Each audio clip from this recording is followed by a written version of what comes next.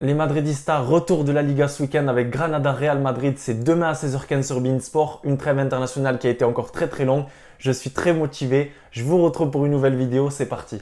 Tu nous en veux car on en fera toujours plus que toi.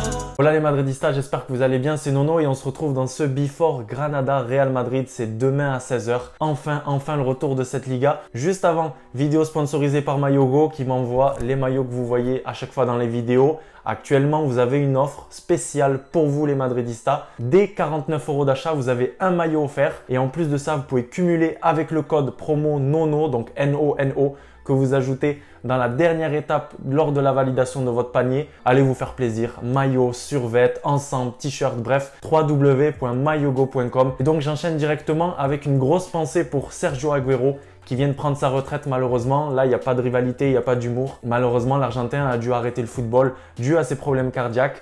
Et j'enchaîne directement avec la conférence de presse de Carlo Ancelotti qui s'est tenue cet après-midi à 15 h.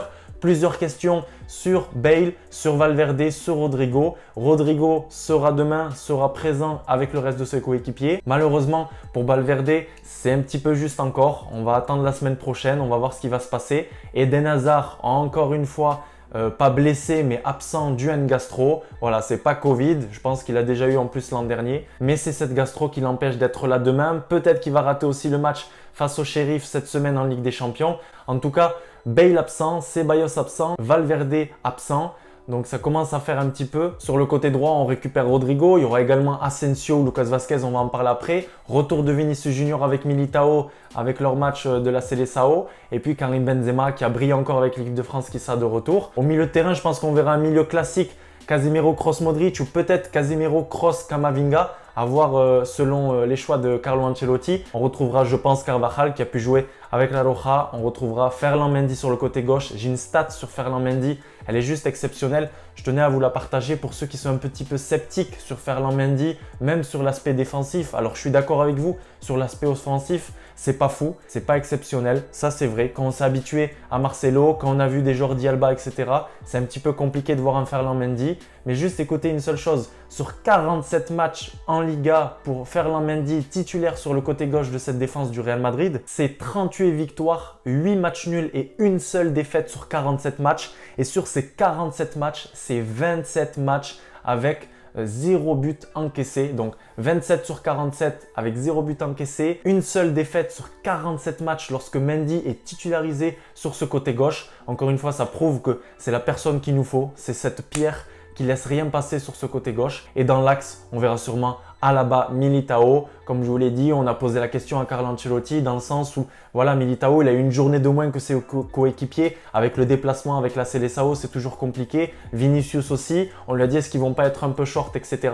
Les deux sont en très bonne forme, ils sont jeunes, donc ils devraient être titularisé demain face à cette équipe de Granada qui est 17e au classement. Pour le Real Madrid, tout va bien. Ils ont dit que voilà, ils allaient continuer sur cette dynamique d'avant trêve internationale. Et comme je vous l'ai dit, on a un calendrier mais plus que bouillant. Moi, franchement, j'ai hâte. J'ai hâte de voir ces matchs. Ça va être incroyable. Séville, Bilbao, Real Sociedad, enchaîné avec l'Inter Milan, enchaîné avec le derby madrilène face à l'Atlético Madrid, avec Cadiz et ensuite re-Bilbao le 22, normalement le 22 décembre, juste avant cette trêve de fin d'année, le 22 décembre, juste avant Noël. Donc un calendrier chaud bouillant. Il n'y a que des chocs. Il y a que des chocs face aux meilleurs de la Liga. L'Atlético, il y a Bilbao qui est très costaud. Il y a la Real Sociedad qui est leader de cette Liga. On va voir s'ils vont lâcher, mais ça va pas être facile, surtout que ça va être à l'extérieur. Il y a ce choc face à l'Inter à domicile au Bernabéu, je crois que c'est le 7 décembre. Et puis, il y a aussi ce choc, ce derby face à l'Atlético Madrid. Il faudra absolument gagner. On va pas pouvoir se permettre